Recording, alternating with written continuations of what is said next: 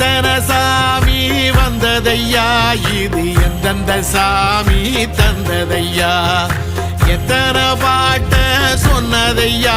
அத சுத்துற பூமி கண்டதையா, அடிச்சு வீசும் காத்துலையும் அந்த தகப்பனாச சுத்துதையா, பிடிச்சு பூக்கும் விதையிலும் ஒரு வம்சத்து கதையே உள்ளதையா, 100 தலைமுறை சேர்ந்து செதுக்குன ஈர நலம் இது பாறையா,